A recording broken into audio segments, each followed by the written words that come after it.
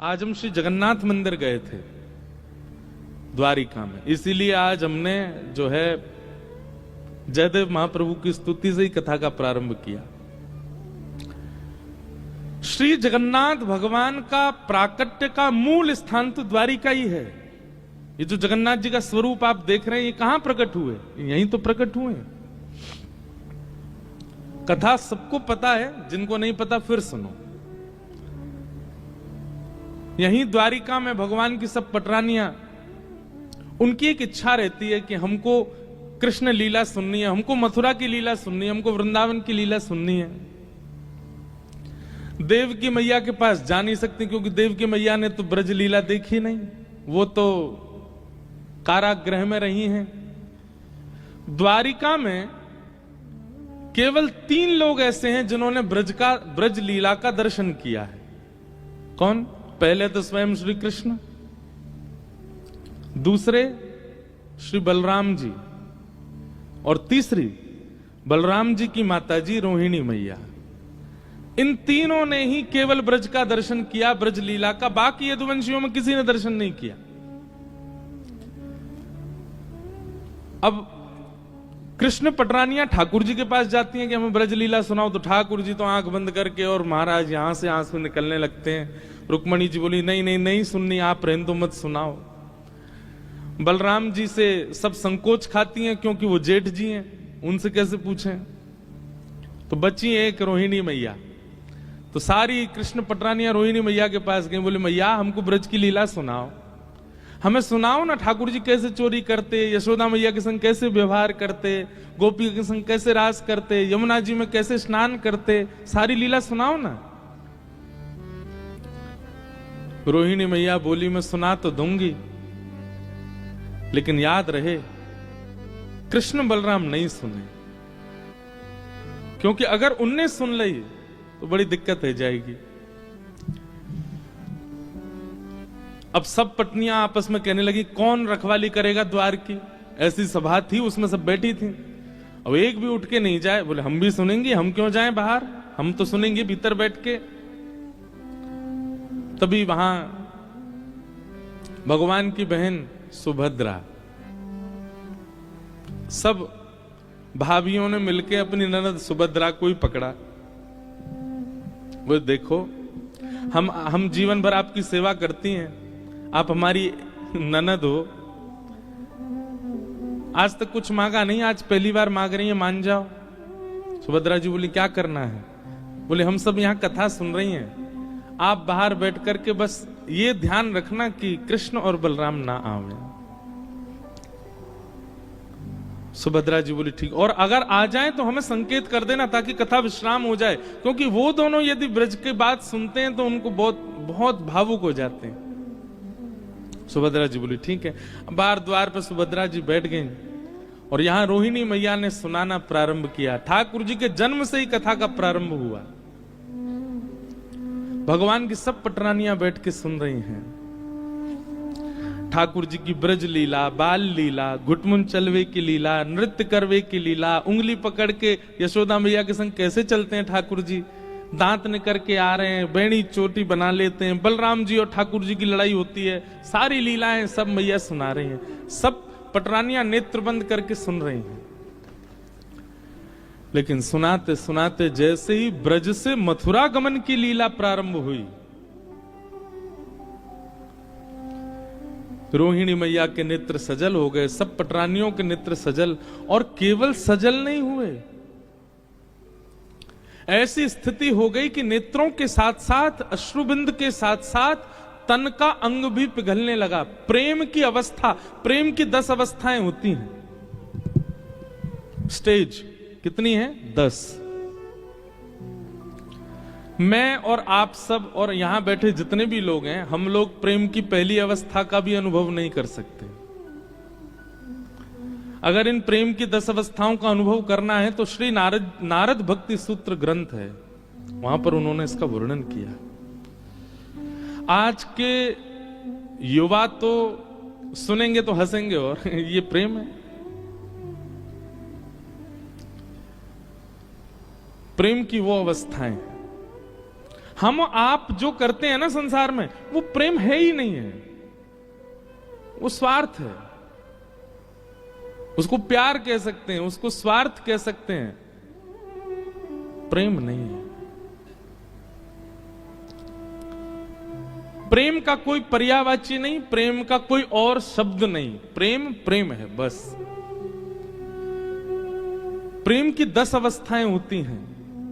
उसमें पहली अवस्था, मैंने एक आध बार कथा में पूरी विस्तार से 10 अवस्थाओं पर भी बोला हूं। एक जगन्नाथ रसामृत कथा हुई थी हिसार में, वहां प्रेम की 10 अवस्थाओं पर चर्चा की थी।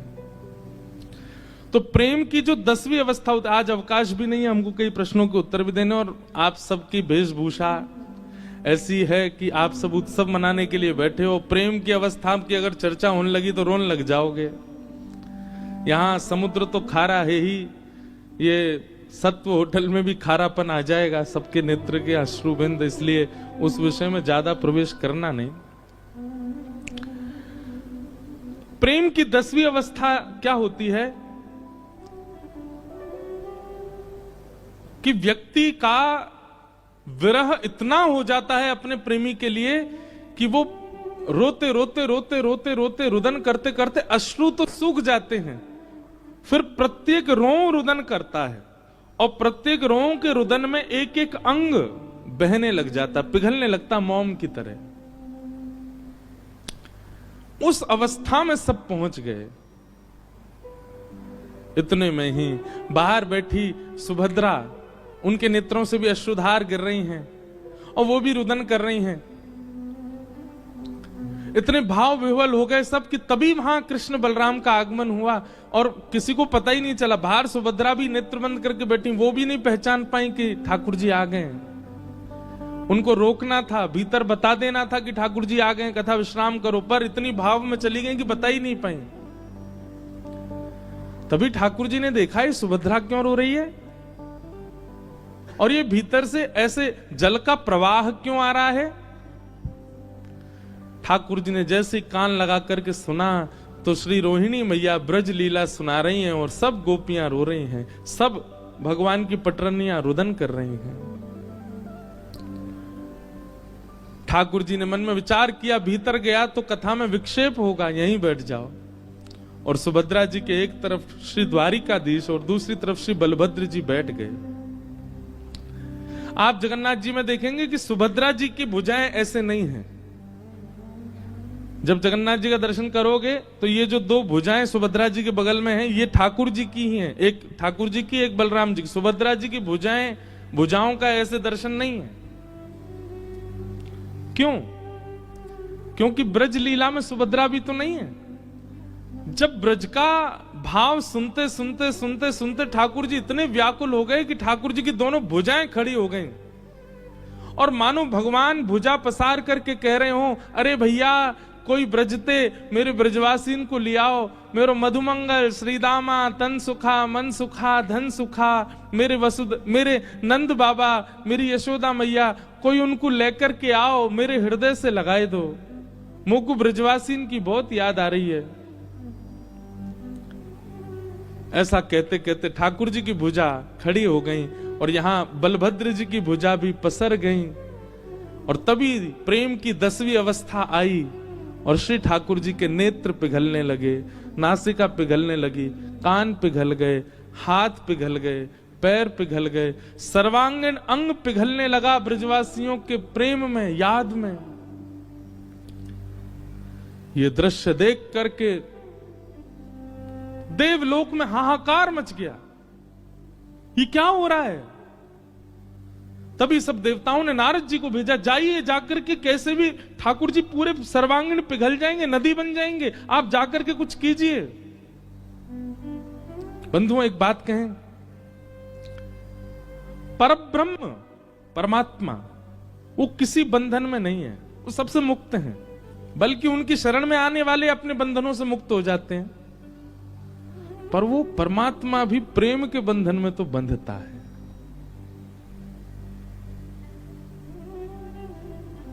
क्यों भात भरने गए नरसिंह मेहता के यहां? प्रेम।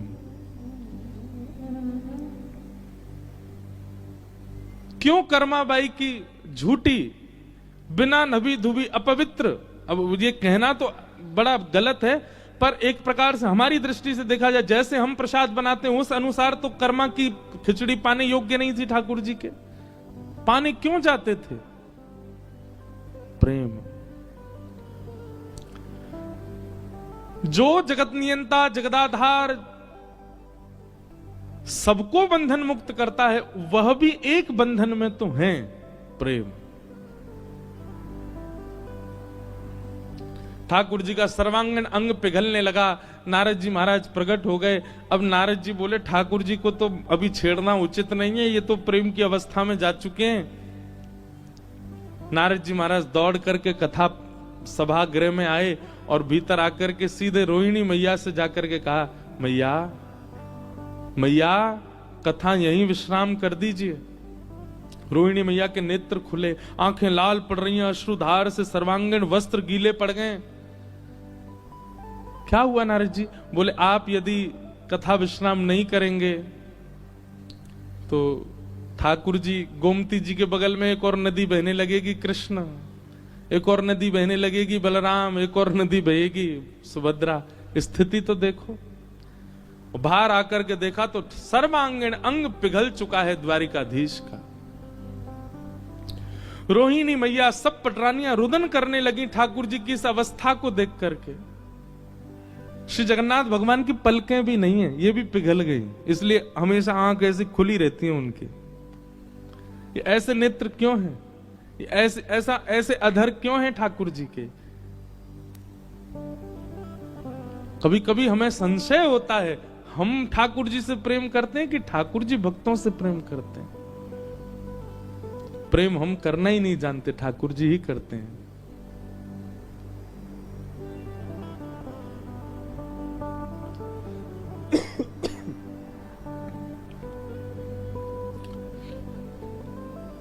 सब लोग चरणों में वंदन करने लगे। रोहिणी मैया क्षमा मांगने लगी, अरे मेरे लाला जी, मैंने कहा कर दियो, अरे मेरो ऐसी भावना नहीं मेरे अंदर कि मेरो लाला ऐसा है जाएगो। अंक में भरने लगी ठाकुर जी को, बलभद्र जी को, सुभद्रा जी को। जैसे तैसे ठाकुर जी जब ठीक हुए, नारद जी महाराज कहने लगे, भगवान ये कैसा स्वरूप बन गया आपका? ठाकुर जी बोले, वो चिंता मत करो, कुछ दिन की लीला अभी द्वारिका की बची है, हम पुनः वैसे ही हो जाएंगे, परंतु इस स्वरूप को आप ध्यान से देखिए। यही स्वरूप कलिकाल में लोगों को बताने के लिए व्यवस्थित किया जाएगा,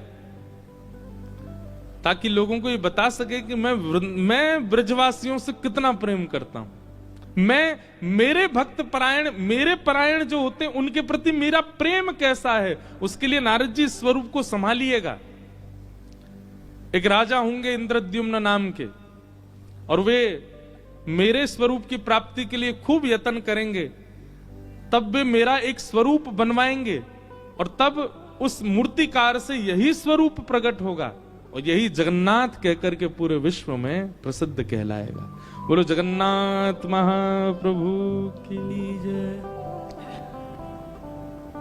ब्रजवासी वल्लभ सदा मेरे जीवन प्राण, इनको नाही बिसारी हूं मोहे नंद बाबा की। कितने प्रिय हैं ठाकुर जी को ब्रजवासी। ब्रजवासी का मतलब, अब आप लोगों में से कई भी सोच सकते हैं खुद ब्रजवासी ना, यही हमारे अपनी अपनी प्रशंसा कर रहे हैं। नहीं, ठाकुर जी से प्रेम करने वाला हर वैष्णव ब्रजवासी है, और उससे ठाकुर जी बहुत प्रीति करते हैं। तो वही स्वरूप द्वारिका में प्रकट हुआ, और उसी स्वरूप को श्री नारद जी महाराज ने श्री जगन्नाथ भेजा, और कलिकाल में इंद्रद्युम्न राजा के यहां भगवान श्री जगन्नाथ बनकर के प्रकट हुए। तो आज हम गए थे, अब संभवतः हमको कोई बताने वाले ऐसे विशेष तो थे नहीं, एक भैया हमको लेकर के गए द्वारिका के।